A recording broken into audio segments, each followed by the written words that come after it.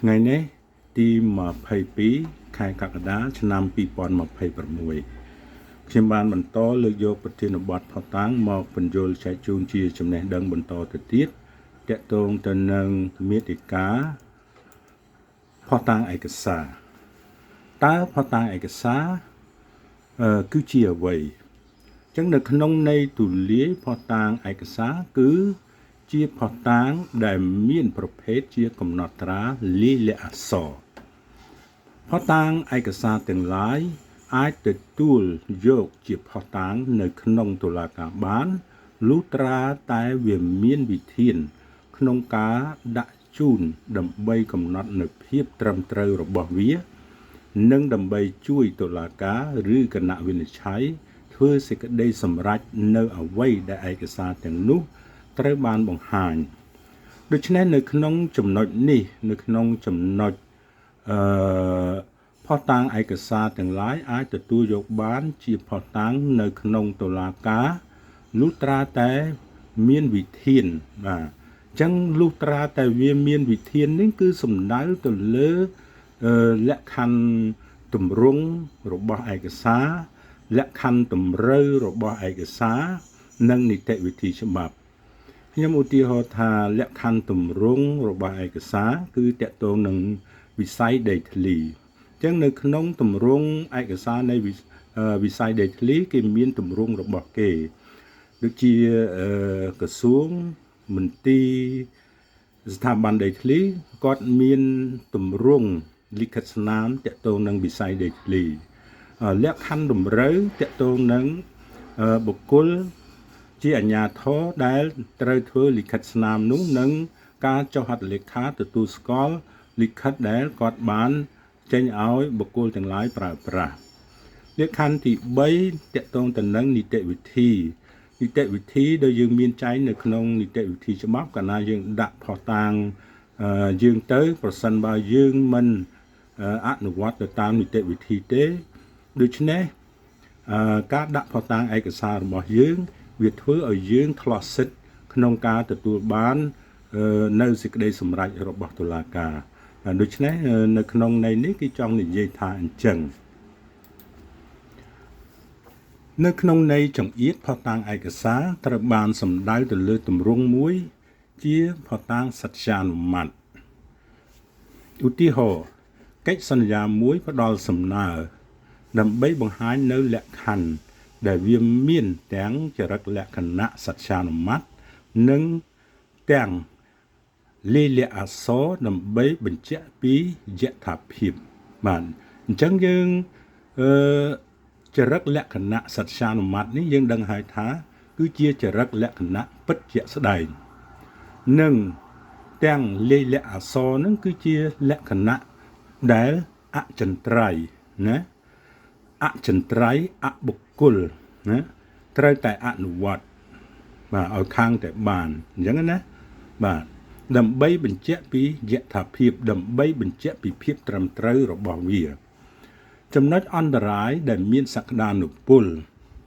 ចំណុចអន្តរាយដែលអាចកើតឡើងបានហ្នឹងជាចង់និយាយថាអញ្ចឹងសក្តានុពលនេះគឺ70-80% ឯដែលវាអាចនឹងកើតឡើងបាន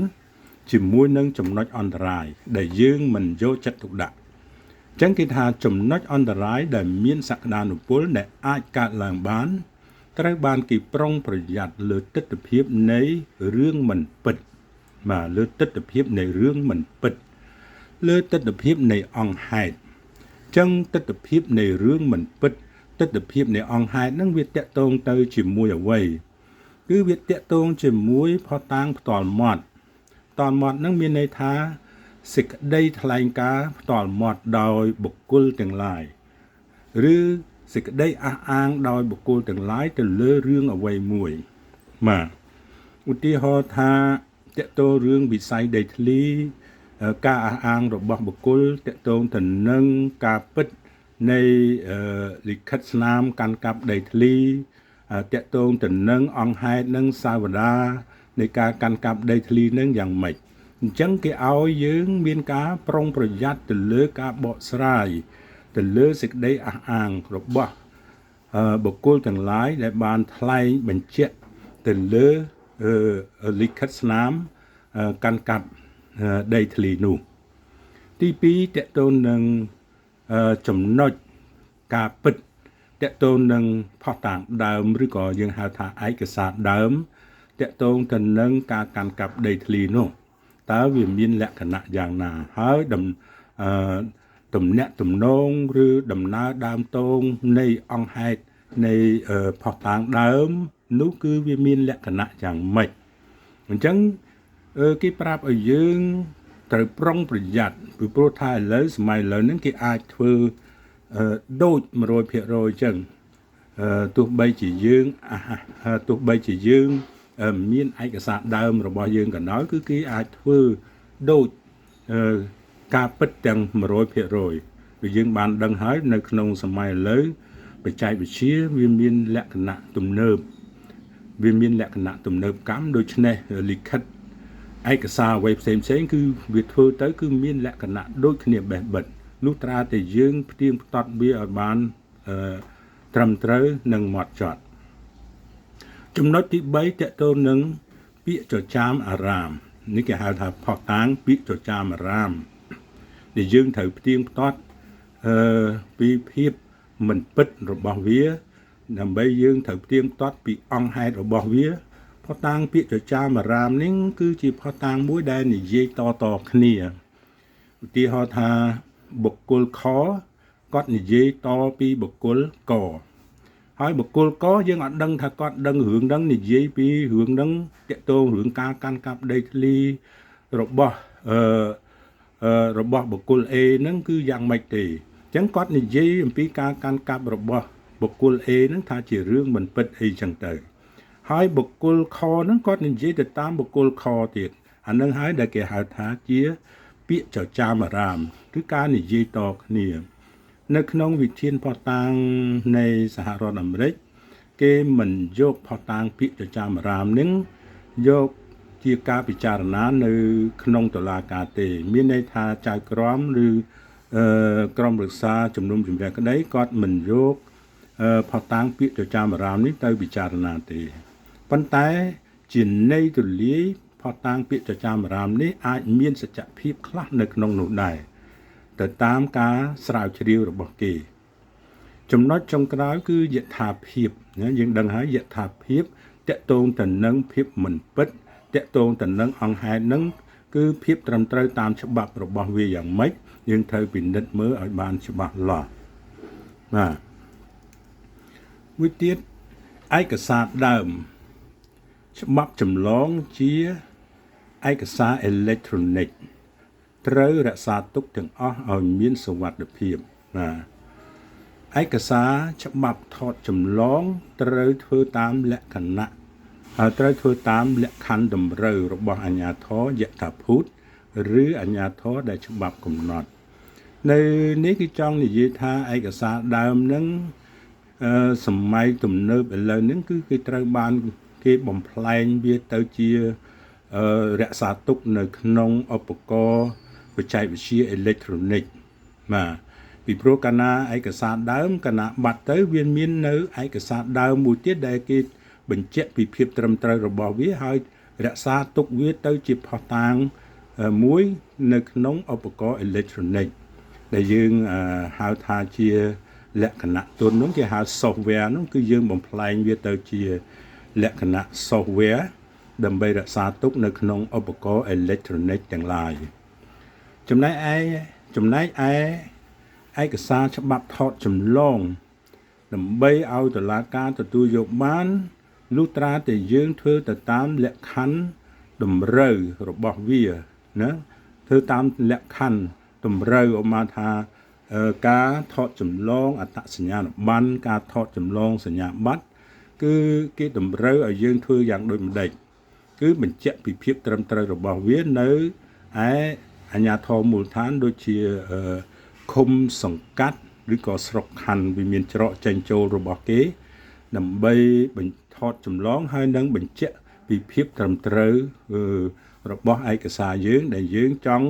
ថតចម្លងពីច្បាប់ដើមយកទៅប្រើប្រាស់បាទនេះចំណុចដែលគេប្រាប់យើង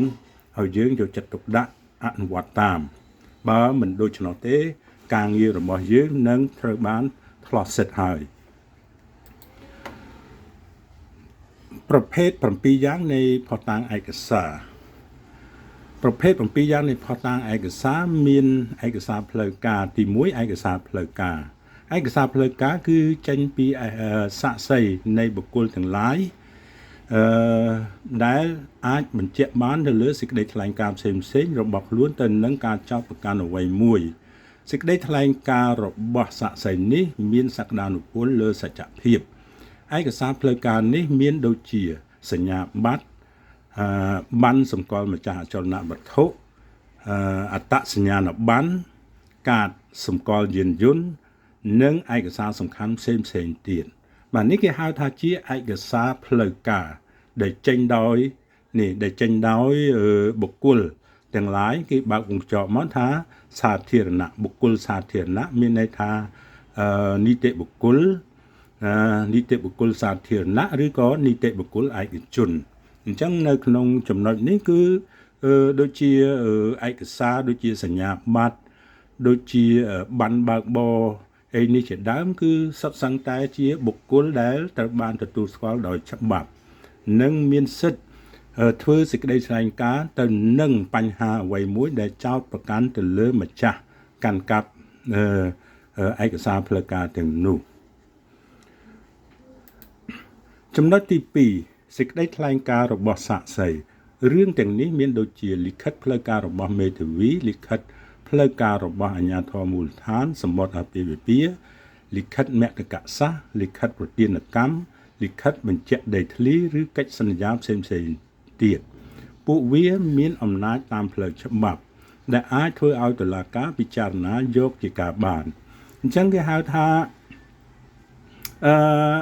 សេចក្តីថ្លែងការណ៍របស់សាក្សីនឹងគាត់ថ្លែងការណ៍ទៅនឹង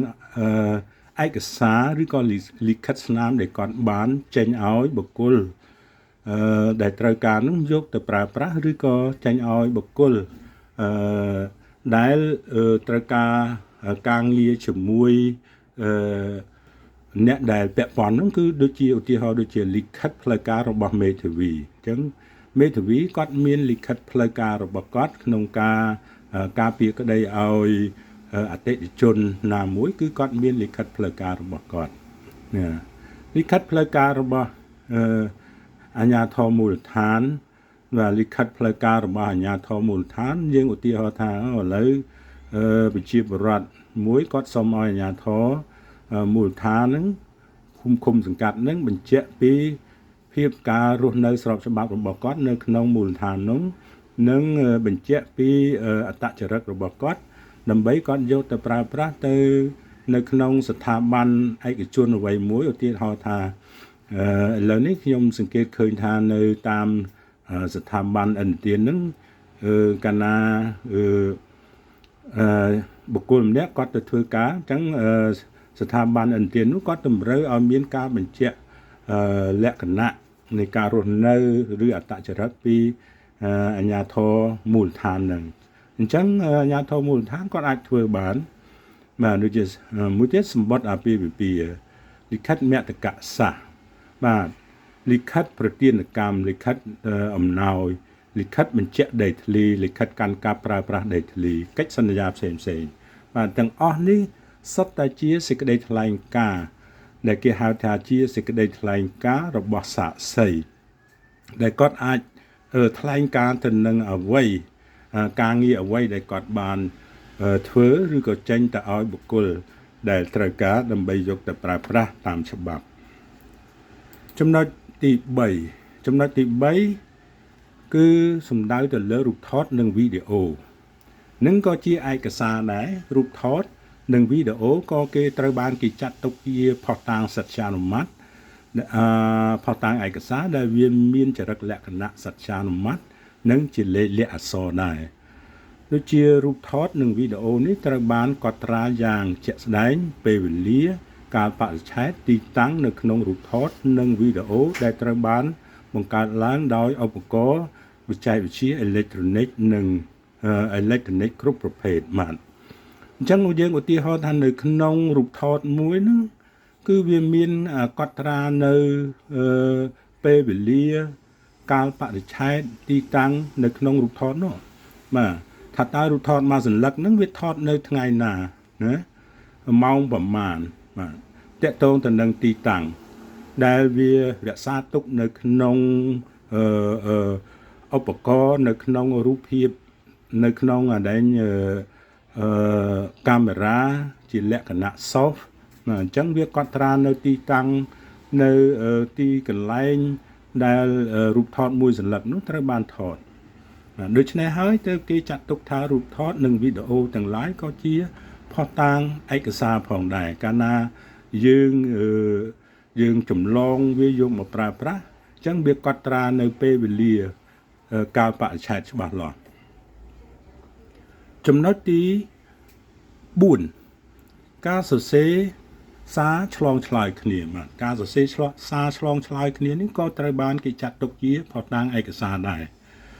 សម្បត្តិសំដៅទៅលើសម្បត្តិលិខិតសារអេឡិចត្រូនិកអ៊ីមែលទាំងឡាយដែលត្រូវបានគេសរសេរឆ្លើយឆ្លងគ្នាជាមួយមនុស្សដែលពាក់ព័ន្ធដូចជាមិត្តភ័ក្តិក្រុមគ្រួសារអាជ្ញាធរជាដើមដូច្នេះយើងតែងតែឃើញហើយសម័យបច្ចុប្បន្ននេះគឺជា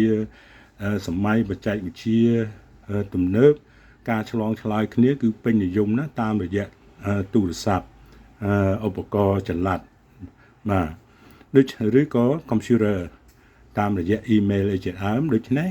នេះត្រូវបានគេចាត់ទុកថាជាប្រភេទឯកសារជាភស្តុតាងឯកសារផងដែរនៅក្នុងការសរសេរសារឆ្លងឆ្លើយគ្នានេះបាទនៅក្នុងចំណុចទី5មិនចំណុចទី4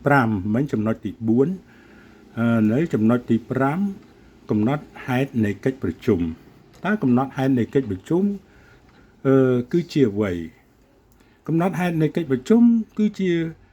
ឯកសារមួយគឺជាភស្តុតាងមួយដ៏សំខាន់ណាស់បាទកំណត់ហេតុនៃកិច្ចប្រជុំមួយគឺជារឿងរ៉ាវមួយដ៏សំខាន់ដែលតាក់ទងនឹងវត្តមានរបស់លោកអ្នកចូលរួមតាក់ទងនឹងពេលវេលាទីកន្លែងបរិបត្តិនៃកិច្ចប្រជុំជាដើមលើសពីនេះចំណុចសំខាន់នៅក្នុងកិច្ចប្រជុំមាន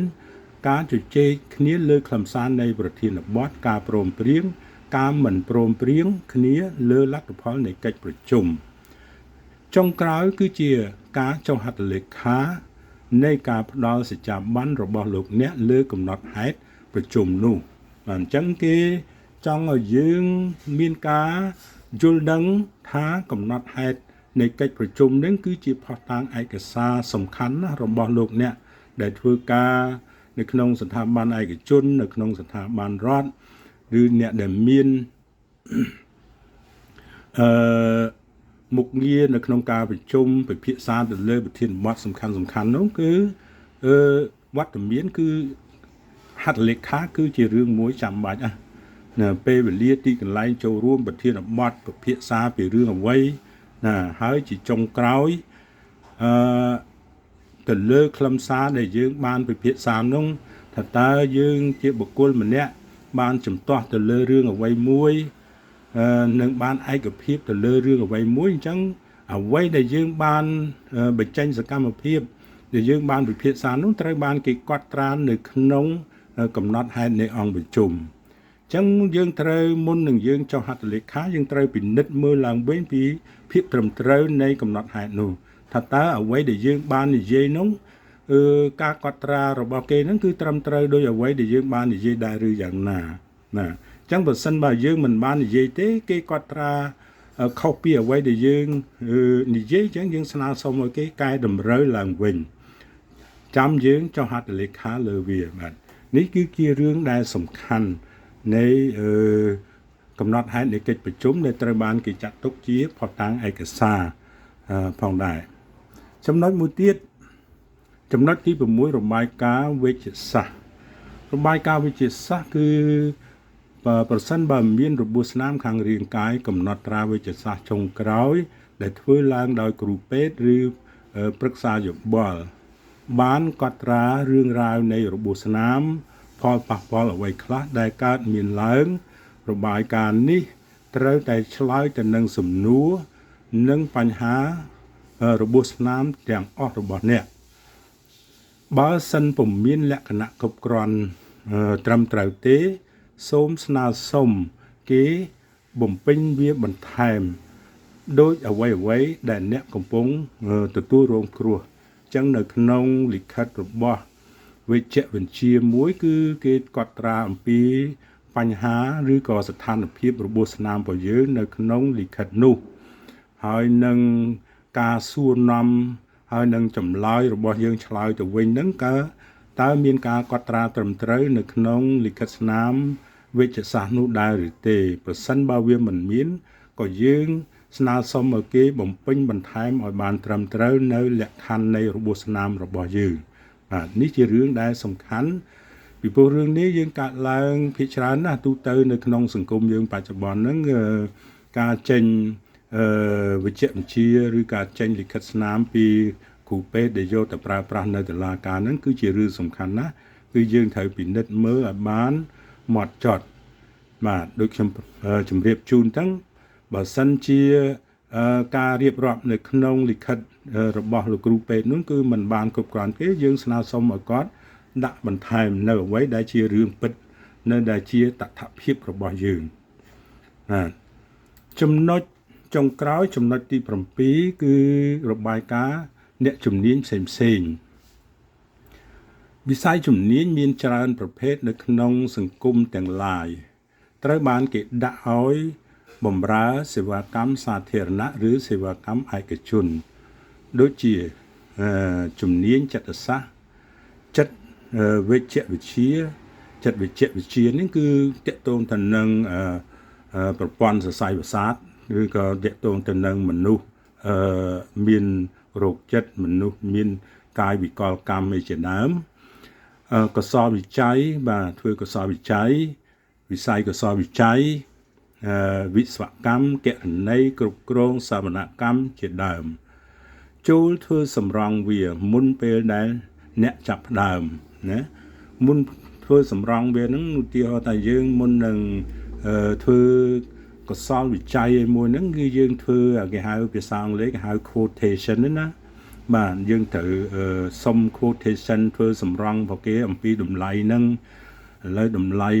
អ្នកធ្វើកសលវិច័យទី1ថ្លៃប៉ុន្មានអ្នកធ្វើកសលវិច័យទី2ថ្លៃប៉ុន្មានអ្នកធ្វើកសលវិច័យទី3ថ្លៃប៉ុន្មានបន្ទាប់មកទើបយើងពិចារណាជ្រើសរើសមួយណាដែលយើងត្រូវធ្វើការងារតាក់ទងនឹងកសលវិច័យនឹងដូច្នេះហើយលទ្ធភាពចំណាយនឹងបង្ហាញយើងហើយបាទក្រោយពេលដែលធ្វើអាដេញ quotation គេហៅថាសេចក្តីសម្រង់តាក់ទងនឹងអ្នកជំនាញមួយហ្នឹងវាប្រាប់យើងថាតម្លៃអ្នកនេះប៉ុណ្ណេះតម្លៃអ្នកនោះប៉ុណ្ណោះចូលចាំថាផតាំងឯកសារគឺជាធូលីមាសបាទគេប្រាប់ថាចូលចាំថាផតាំងឯកសារគឺជាធូលីមាសនៅក្នុងការបញ្ជាក់រឿងក្តីរបស់អ្នកសូមប្រមូលនិងរក្សាវាទុកយ៉ាងប្រុងប្រយ័ត្នគេចង់បញ្ជាក់ថាធូលីមាសហ្នឹងគឺវាមានតម្លៃស្មើនឹងមាសចឹងដែរគឺវាមានលក្ខណៈច្រើនវាមានការចប់ចម្ពាក់តាក់ទងគ្នាពីមួយទៅមួយលក្ខណៈឯកសារដែលយើងត្រូវដាក់ជូនទៅតុលាការដើម្បីឲ្យតុលាការធ្វើសេចក្តីសម្រេចចុងក្រោយហ្នឹងគឺវាមានសារៈសំខាន់ណាស់បាទអញ្ចឹងយើងត្រូវតែប្រមូលវាទុកគ្រប់ឯកសារទាំងឡាយដែលមានទំនាក់ទំនងដែលមានការចប់ចម្ពាក់ជាមួយគ្នាហ្នឹងគឺយើងត្រូវប្រមូលវាទុកដាក់នៅក្នុងទីដែលមានសុវត្ថិភាពឲ្យបានត្រឹមត្រូវហ្នឹងនេះហើយដែលគេហៅថាជាធូលីមាសនោះបាទអញ្ចឹងយើងមកដល់ចំណុចចុងក្រោយខ្ញុំសូមបញ្ចប់ផតាំងឯកសារនេះជាលក្ខណៈត្រួសបាទជាលក្ខណៈខ្លីៗដូច្នេះបើសិនជាយើងចង់បានឯកសារទាំងមូលឬ